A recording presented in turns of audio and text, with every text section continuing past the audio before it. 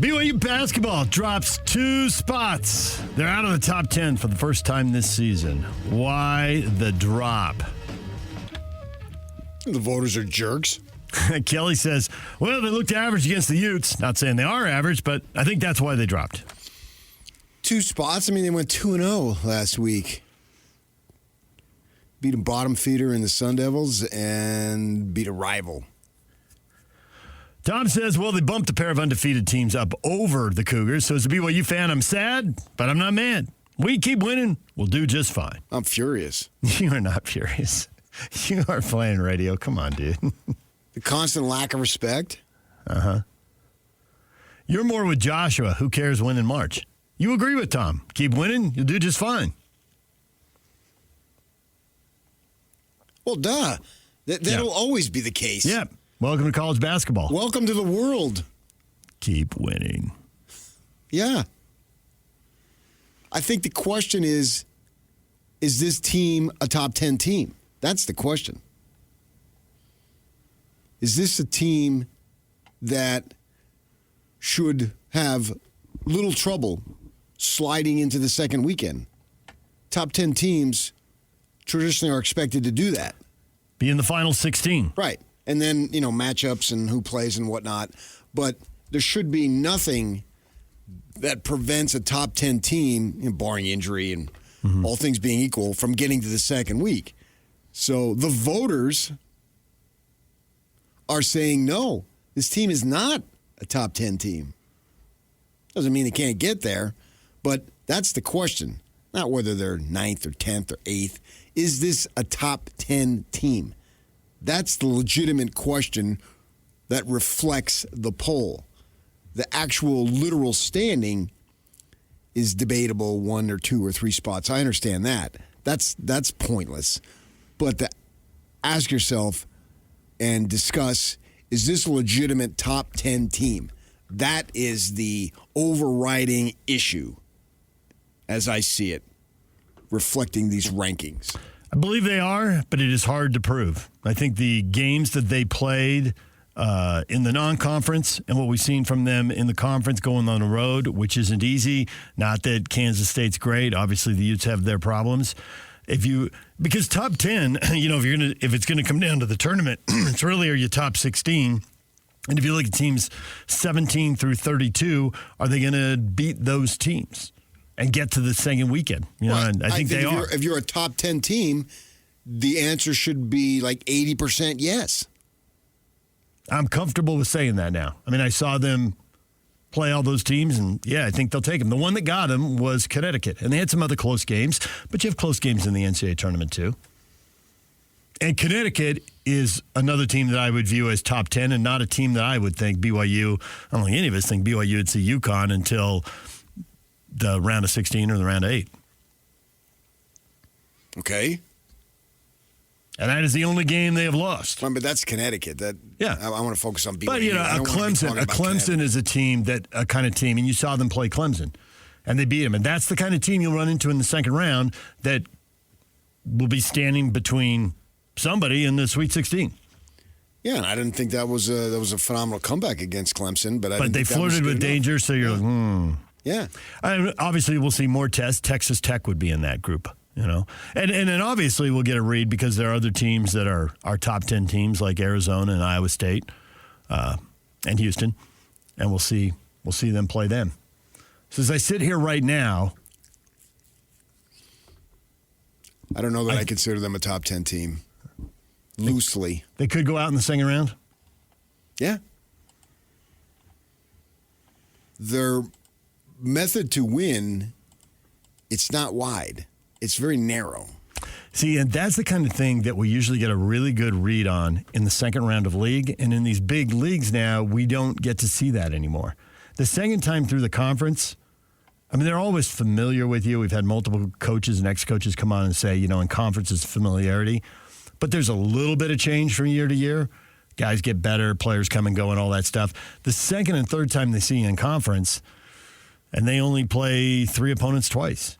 Yeah, but you don't need to see BYU literally. You don't need to play them twice to know the way that they're going to win. That's my point, is that we already know how they're going to have to win. There's no other way. Their bench, had to bring in a guy at mid-season, this semester, who is... Stepped right into the rotation. Well, because they desperately needed him. Yes, 100%. If they didn't need him, he wouldn't have stepped in. That's how shallow they were, that they had to get him and put him in there because they don't have anybody else. No doubt. I mean, it's 2 seasons in. I don't think they were as deep as they were perceived, probably not by me, probably by other people too. And then to have the 2 injuries on top of that. So it's really... Yeah, but that's the injuries sucks for the individuals, but so what? The games go on. I know. So they had to go to the waiver wire I don't want to and the G hear League. that that's an excuse, because if your 7th and 8th guys aren't available, well, then what about your 9th or 10th guys? Yeah, that's where they aren't good enough. Well, that's up to them. They got 47 guys on the staff. Go get me a guy 9 and 10 who can play. Yes. It goes back to what you just said in the last segment. They need their equivalent of the Dodgers. I don't know what they were. I'd have to look at their payroll. 19th, 23rd, and 25th best players making big plays to contribute to winning. But we act like, because Baker and Pickens went out, well, that they get a pass for not having a bench. No, I don't think they're going to get it. And if you remember, I don't think they're going to get a pass. There's too much money invested. I've been hearing in this. about it. There's too much money. You think the people who are writing big checks are going to give him a pass? And it's a one-shot deal with DeBonsa. I mean, he's clearly one and done. So, well, and remember last year they played a 12-man rotation last year. They found options across the roster. So, to PK's point, you got to hope that some of these guys that are deeper on that bench can step up. Well, it's up to this genius to develop them. True. And it's probably going to get back to him, and he's going to say something about it. But, I mean, a guy walks on water around here, and he's done a phenomenal job. There's no question. Right. He's taken the program to places that nobody ever thought they could go. But they need Ahmed, in a year and a half. They need Ahmed to come in midseason to be their 6th man. Yeah, they don't have They don't have enough. Who's the GM? Who's the associate GM? Who's the assistant to the assistant? They've got so many guys there. They're wearing black or they're wearing gray today. I count them up, and I lose track, and I have to start over again. And why aren't these guys available to play? Well, they're just practice guys. They're just sitting on the bench. Yeah. After you get past Ahmed, nobody played 10 minutes off the bench. It's the 3-7-9. Just buy a few possessions and get your starters back in there. Now, if their starting 5 does really well, they're going to be tough to beat, and hopefully for them, that's exactly what happens. But if Saunders is off on his 3s, man, their margin of victory and the pathway to it gets really narrow. It's not a matter of, is it a matter of if or more when you get to the tournament? Thought that he's going to light it up 6 games in a row. I didn't need to light it up. Is everybody going to... can't be off. Right. Is everybody, like, the whole group, the whole opponent is like, it's the old Rick Majerus thing. You heard it a million times. Don't let the best player beat you. Load up whatever it takes, wall off, multiple bodies between DeBonsa and the hoop, and then other guys have to make shots. And other guys are largely Saunders and Wright. I mean, Cabe is not there to make shots. Cabe is there to rebound and defend and block shots. And I don't think Wright is there to shoot a bunch of 3s. That is limiting his effectiveness. He can, but, I mean, his ability to get inside is unmatched. They've literally, in my 30 years here, have never had a player like that from the point position. No. Trent Whiting was pretty good. Terrell Day was good. But not like this. But, yeah, Wright takes it up another level, which is why they paid big money to take him off Baylor's roster. So is that, and that goes big to GM payroll stuff, is everybody's got a pool of money. Now, how big the pool is varies school to school, but did they put too big a percentage on getting the top 2 or 3 players and then just spread it out so they have a better, deeper roster? No, they had to go get those guys, and they did. You don't turn away top talent because this is not football here. One guy can carry you. You need top-end talent to get you where you want to go. And they've got top-end talent and very well could get to where they want to go. I mean, you can double and triple DeBonsa all you want. He's still going to get his 20, and he's an excellent and willing passer. That's been the biggest, most pleasant, I don't want to say surprise, because I didn't know whether he could or couldn't. But it was good to see. It's pleasant to see him willingly pass the ball if you're open. And it's the MJ thing. If your best player is willing to pass you the ball and wants you to shoot it, that is way more confidence than you can get from any coach, from anybody else on the planet. DeBonsa can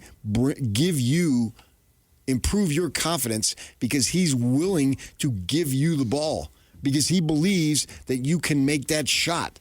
And that is something that is so powerful that's really cool to be able to play with a kid like that who could just say, hey, guys, I'm here for 35, 40 games, and I'm out the door, right? And I'm going to get mine, and you all just going to have to deal with it. You didn't bring me here to be a facilitator. You knew what I was about. But yet he still is willing to make the pass. We saw in a number of games, whether it's the lob to Keita, put him in position.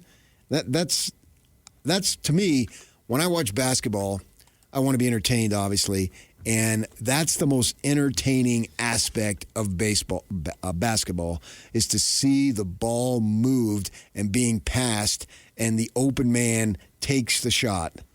That's whether it's everybody wants to see the alley-oop dunks. I get all that, and that's fun too. And those couple of he had a couple of lob passes, I think, to Keita in the Clemson game, kind of a high-low type of thing. And that's where I derive my most enjoyment in watching the game, rather than, the pounding it, backing it down, or coming down 1-on-5, jacking it up. I don't like to see that.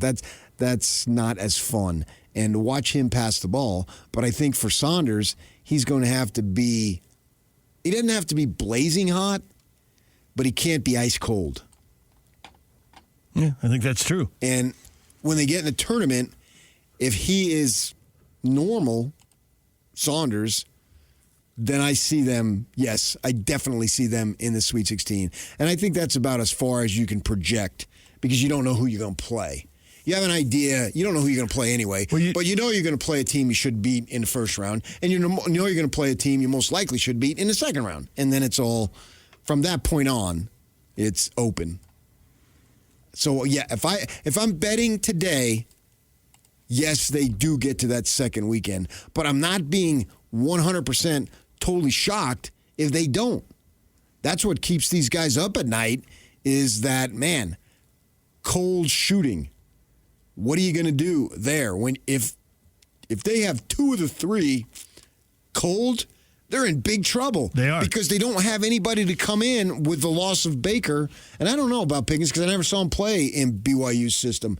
Obviously, I saw Baker play, right, and I know he can get you 10 to 15 to 16 points easily. And it's not outrageous, right? No, but that's even a blow. But, man, there's still no excuses. The season goes on, and then you got to develop that seventh and eighth guy. And so far, they haven't been able to do that to any level of consistency. And there's still 2 months to do it, and there's still a half dozen games left on the schedule against high-end competition.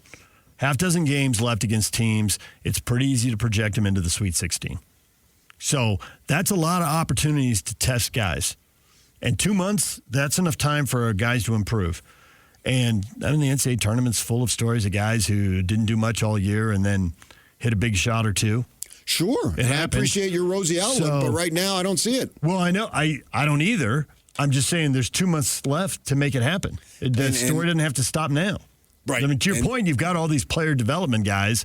So I assume they're all down there still doing one-on-one sessions with guys working on whatever skill the guy's got that he can add to the group, whether it's, whatever.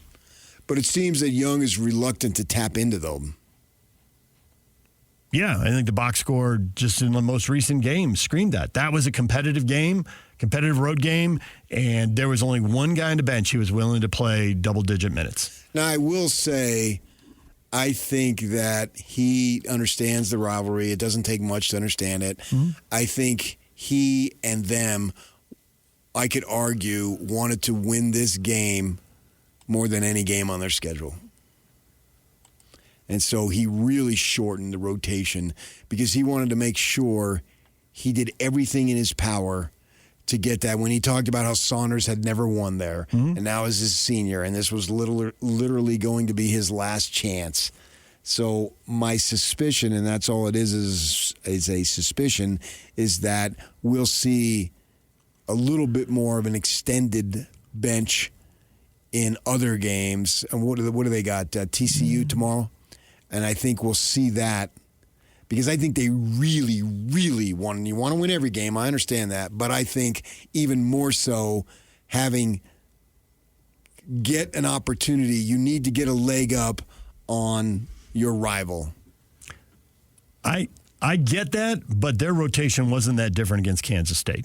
I mean, they played 8 guys in that game, and the 3 guys off the bench combined for 33 minutes. So they played an average of 11. So, yeah, but they contributed more than they did against Utah. Well, they did. They did. Watch the game. Because there was so little contributed against Utah. Right. Yeah, it's 9 points, 3 boards, 3 assists against K-State. Which goes to your point way about... better than what they got against Utah. I agree, but it also goes to your point that there is this scenario that's pretty rosy going forward, but it is a scenario where you're not getting much. Well, the good thing for them they still is won they a game don't by need 10. much. Yeah, they won by 10 on the road against K-State. So... go on the road in conference, take care of business, win by double digits. There's a little bit of nitpicking going on, but the bar gets raised. It's Texas Tech is coming up on the weekend, right? To me, that's one of the elite half dozen games they got left on their schedule. Yeah, they're a good team. Yep. All right, DJ PK coming up next. Mike Folta joins us. It's a Utah Jazz Ticket Tuesday. We're giving away tickets to see the Jazz and the Timberwolves. Do that right after the break, and then we'll talk to Mike right here on The Zone. It's Utah Jazz Ticket Tuesday. We do it every week, giving away Jazz tickets. We've got free tickets, a pair of them. See the Jazz take on the Minnesota Timberwolves January 20th at the Delta Center. Rudy Gobert got suspended for a game, accumulating too many flagrant fouls. But he should be back. So if you want to see Gobert and the Timberwolves and the Jazz, January 20th, call 801-575-ZONE. 801-575-ZONE and win a pair of tickets to the game January 20th. 1 week from tonight. Jazz have to finish up the road trip first. Open it up with a win in Cleveland. What is wrong with the Cavs, and will they fall far enough that the Jazz get a really good pick from them? I hope so. Oh, wait, this is an even-numbered year. They have the odd picks, don't they, with Cleveland? Well, then next year. Yeah, that's it. Get down and stay down. Be terrible. Yeah. Hopefully the fans get on social media and drain the very life out of Donovan Mitchell the way it happened here. Lifeless losing basketball. Get the Jazz a better draft pick down the road. Oh, he was drained in his activism stuff. There's something going on there because they were 6 games over 500 pretty quickly and been playing losing basketball now. Having a losing record over the last. In the East last year? Last year they did. They were 1, saying. and the Knicks were 2, and this year they started 12-6 and now have slumped badly and are 10-13 in the last 23 games. 23 games is almost 2 months of basketball. Not quite, but that's a long time to struggle like that when you're had the year they had and the guys are the age they did and they had their group back. And it doesn't make sense. No. It makes it look like behind the scenes there's some level of chaos/dissension because strictly in basketball terms, it doesn't make sense that they would fall that far that fast. Yeah. You can argue that they are the biggest disappointment in the game right now. Ooh. Excellent. I'm racing to find an example, and I think you can not only argue it, I think you've won. The Bucks, maybe? No, I'd go Houston. Yeah, 22-14, though, I see Cleveland as a bigger disappointment. Well, hence, that's why I said the biggest disappointment. There it is. I just don't think it's close. I mean, Houston, you can say, okay, Houston's second, but I still don't think you can argue there first. Well, the problem with Houston is that Phoenix sucked with Durant, and now Phoenix is better without Durant, and Houston is dropping with Durant. They've lost 3 in a row, and it has been a bad couple of weeks. So Durant is going to be the most perplexing superstar in the history of the game. during his time. Really good in Oklahoma City. Obviously, championships with the Warriors, and it hasn't clicked since through multiple stops. No. Although for me, I didn't see Houston as being that good anyway. But you didn't see him seventh in the West.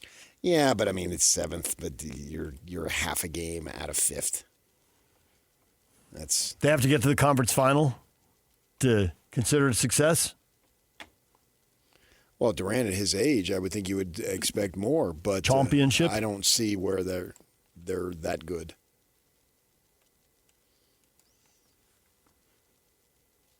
Couple losses back-to-back to the Blazers recently screams there's trouble. Something Other than to figure that, out. I don't know who else would be even in the category of underachieving.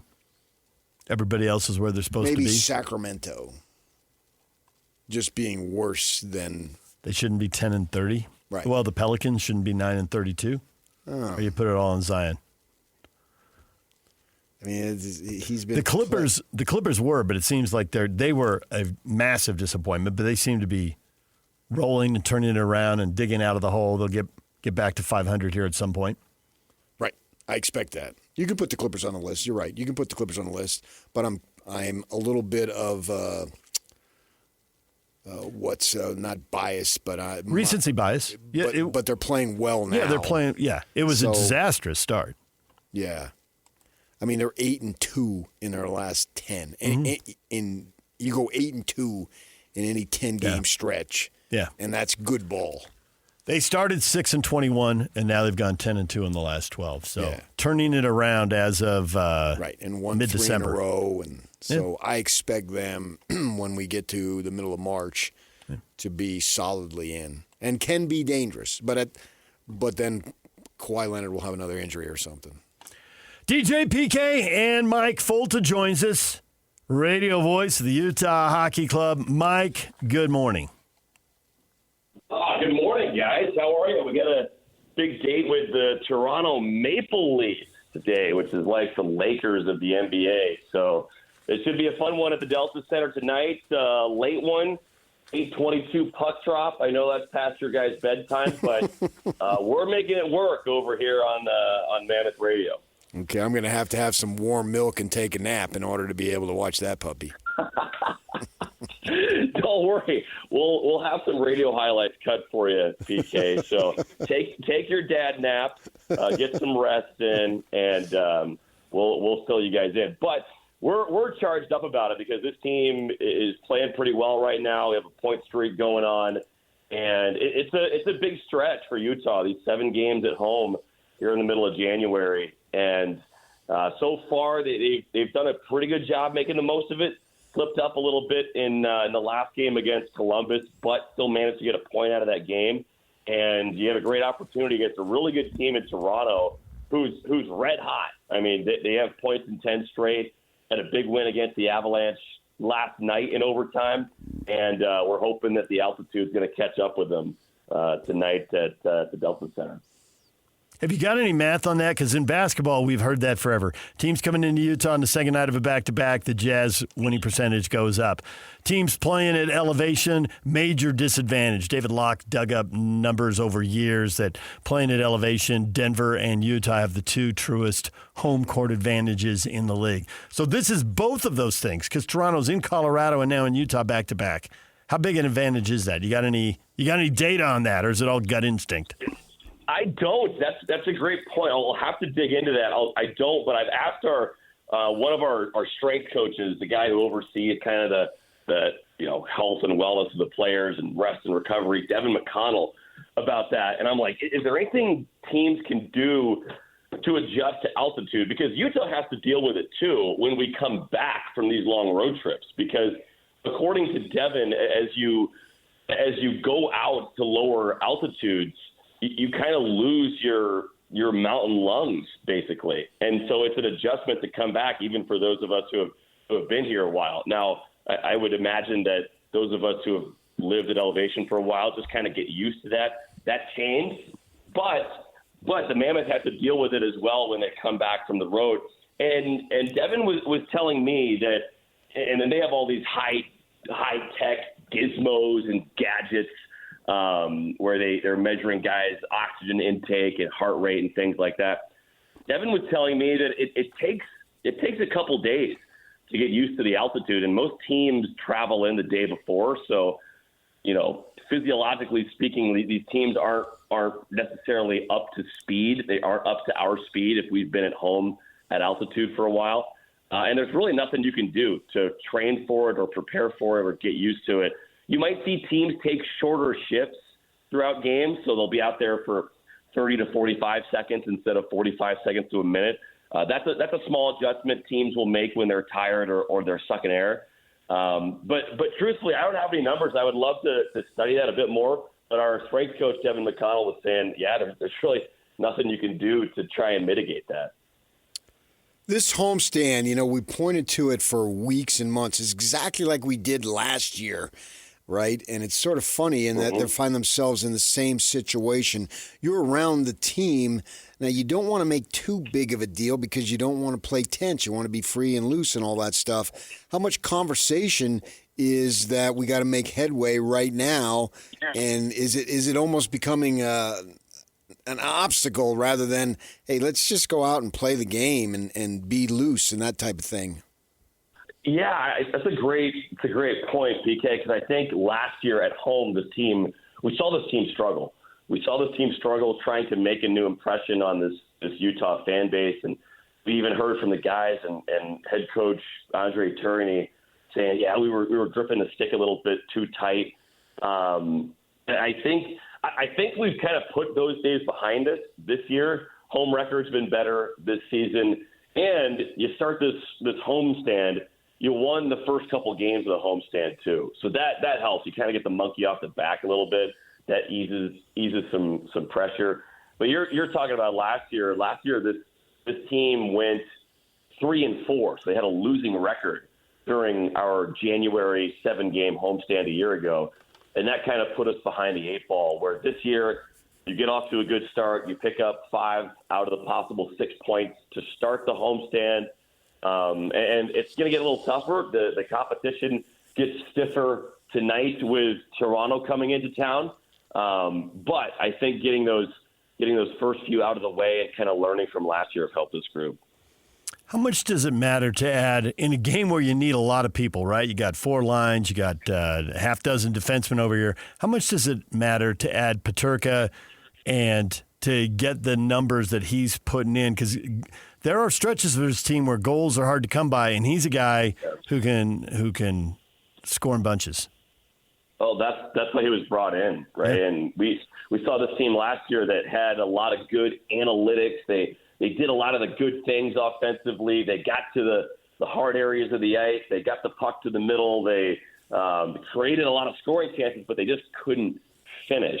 Well, JJ is kind of the opposite of that, where you might not notice him all night and then, boom, all of a sudden he scores 2 goals. I like to say that JJ's strength is the hardest thing to do in the NHL, and that's score goals. He's got elite caliber speed. He has an elite shot as well. He plays in space really well. He plays off the rush extremely well. And so, we've seen a couple of electrifying moments at the Delta Center where, he's got just a little bit of daylight and then, boom, he's off and running on a breakaway, scores a big goal.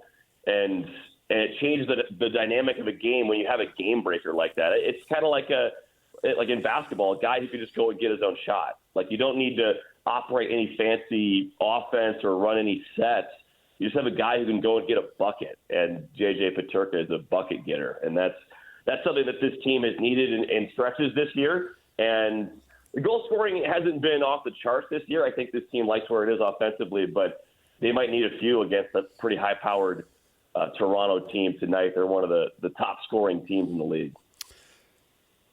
Has Clayton Keller at the NHL level turned into Braden Smith at the college basketball level? Nice. Oh, that's wonderful.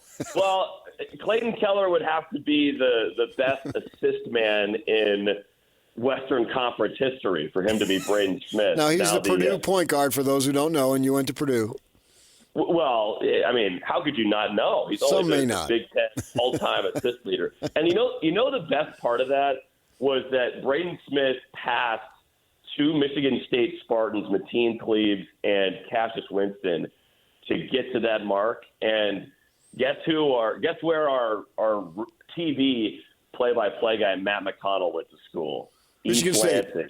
That's right. Yeah. Or East Lansing Community College. Same thing. But Nice. So just to have Braden Smith pass a couple of those guys was a little cherry on top for me.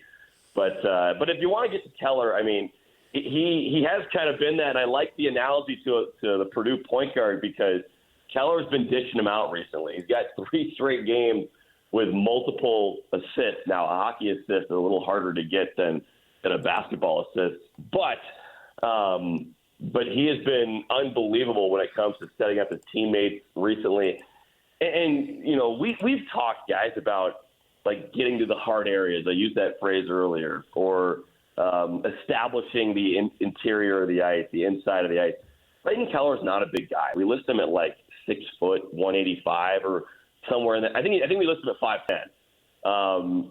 That's pretty close to true. It's kind of like me saying I'm 5'10" on a dating app. It's like, it's 5'9" with boots on, right? He's not the biggest guy, but you watch him play, and he's kind of shouldering guys or being physical with defensemen, establishing position, and then setting his teammates up. And he's embracing that physicality as he gets to the hard-to-reach areas of the ice to set up his teammates and dangerous scoring chances. So he's been unreal recently. And guys, ever since we saw him get appointed to Team USA, when he was announced on the Team USA Olympic roster, his production has been about 50% higher than what it was before. So last year when he didn't make Team USA for the Four Nations tournament, we saw his production increase, maybe a bit of revenge, trying to get revenge or prove the doubters wrong. This year, he gets announced to Team USA, and his numbers have increased, maybe a bit of a confidence boost. Sure. The Winter Classic is coming to Utah. And PK and I grew up in Southern California. PK lived in Southern California, where the Rose Bowl, people just talk about it, and part of the magic is the sun setting in the middle of the second half, which they messed with this year because they changed the kickoff time. The Winter Classic is coming. They're going to play outdoors at Rice-Eccles Stadium. Can you use all your influence and lobby the league so we get the sun setting, somewhere late second period, early third period? Can't set on the San Gables, as PK likes to say, but setting on Mount Olympus over there. It could be quality TV, but you got to talk people into this sometimes. I'm not sure they know. Well, not to be a geography nerd, but wouldn't the sun set opposite Mount Olympus? Yeah, but it glows off it when it does. It's a reflection. Yes. It's a reflection off the snow-capped peak. Well, typically in these outdoor games, they do start during the day when it's light, or when it's lighter. And I think that's just because they want on TV to be able to see the backdrop. Right. Before it gets dark. So typically they do start in the afternoon. I will put in I'll put in my 2 cents for that. We'll see what our good friend Mr. Gary Bettman, the league commissioner, has to say. But I do think we are in line to get a sunset. I'm more worried about the snow, guys. We got to have some snow on those mountains. When we made the announcement, we missed the snow by like a couple days. And we're looking out at the hills above Rice-Eccles, which are gorgeous, but they're not nearly as breathtaking without a little powder on top. Kind of looks like some anthills. But when you do the wide shot and when you see Mount Olympus in the background, like we'll definitely have snow there and all that stuff. Yeah, you just have to turn it a little right. We're trying to figure out like the guy's intro, because like every Winter Classic, the players have some fun intro into the stadium. Down in Miami, they all dressed up as like Miami Vice with the white suits and the pink shirts, riding Lamborghinis into the facility. So, like how DJ comes into the studio. Yeah. It's just a day that ends in Y for me, big guy. That's right. I thought some jackwagon cut me off in a Lambo earlier. I do think also, Mike, if you want a little more success on those dating apps, long walks in the park and sunsets on the beach. Guaranteed winner every time. That works, really. Okay. Yeah, All right. I guess so. Throw in a Sometimes you latte just or gotta go two, back. and you're good to go. That's like Service Academy football, just 3 yards in a cloud of dust right there. Old Yeah. Faithful. Yeah, it works. Yeah. Who doesn't like long walks in the park and sunsets on the beach?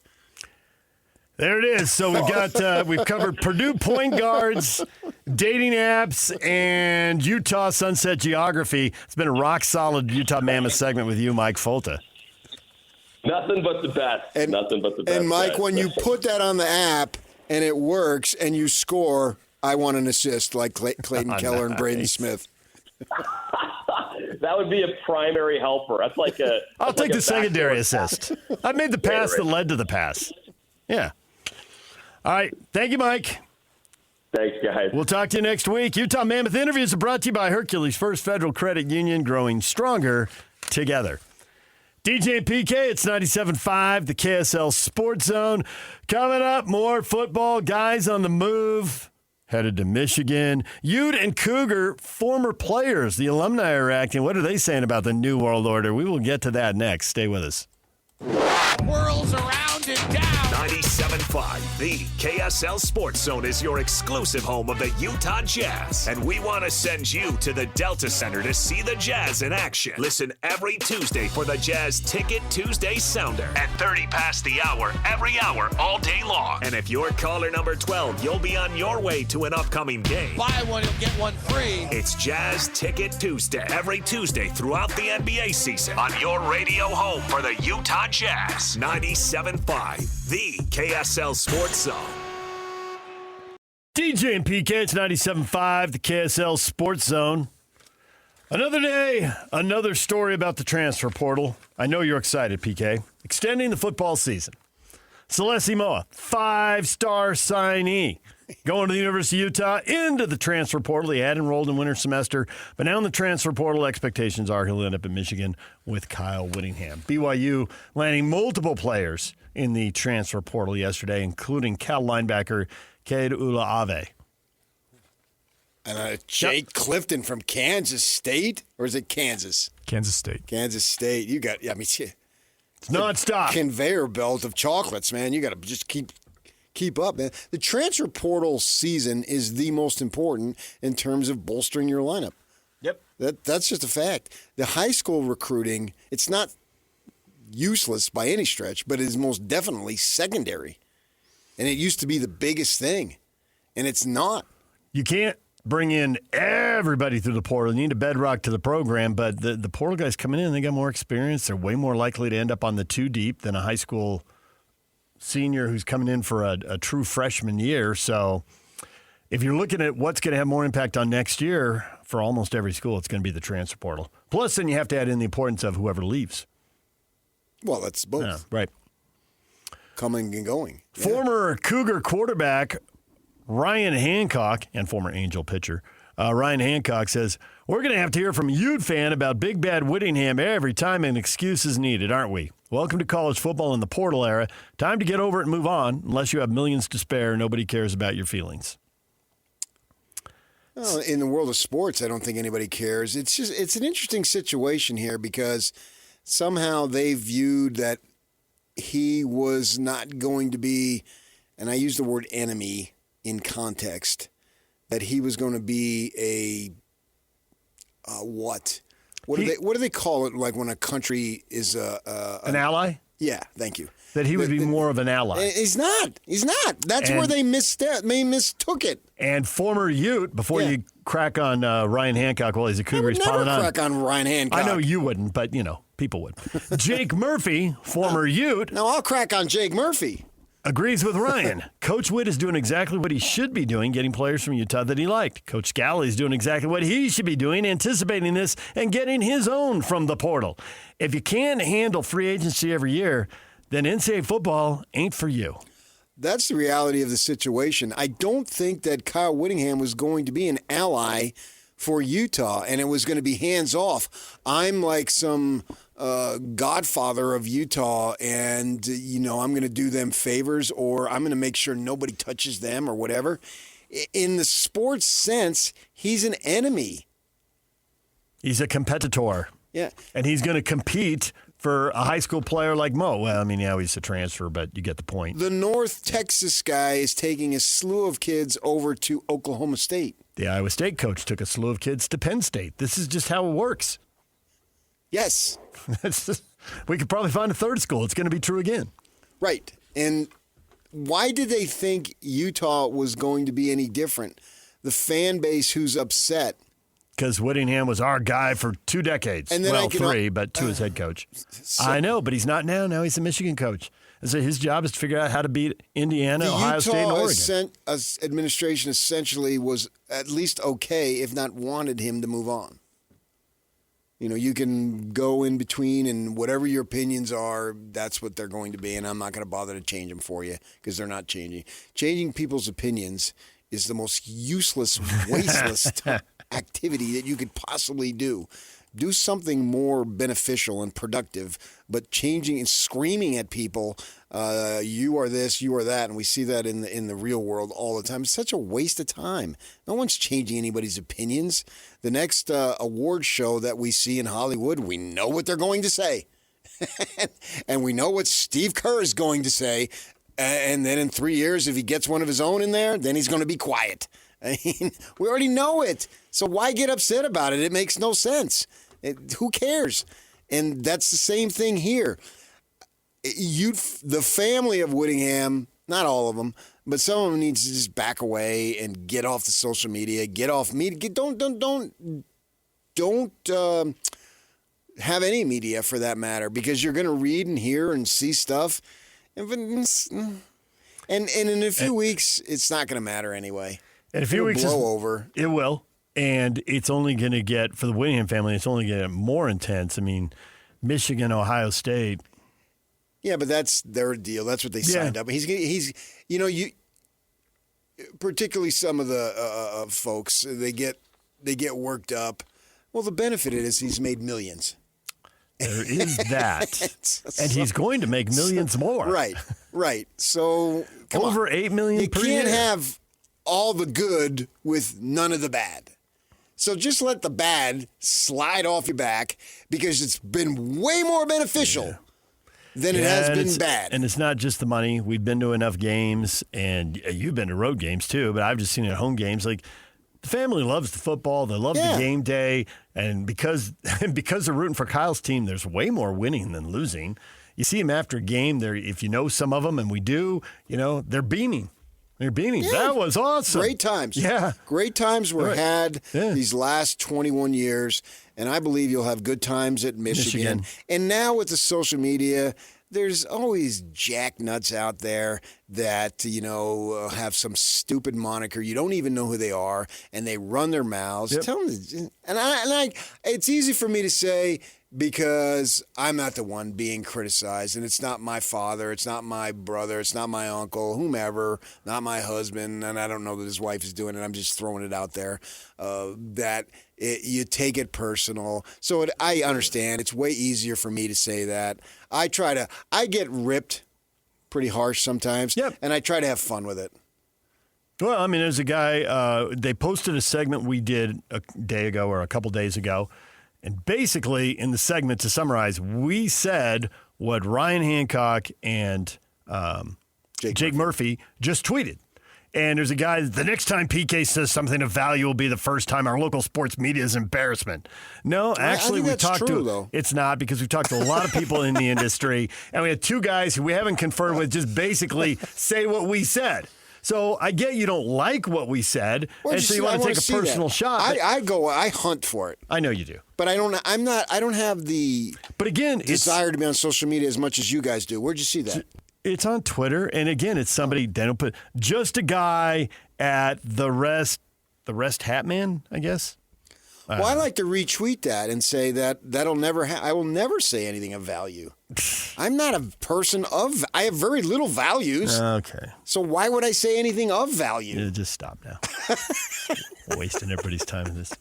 All right. It's after 9 o'clock, isn't it, Yak? Yeah, clear as day. Well, after midnight, I'm going to let it all hang out. Yeah, baby. DJ and PK, midnight to 1 a.m. That's where it gets wild. Right here on The Zone.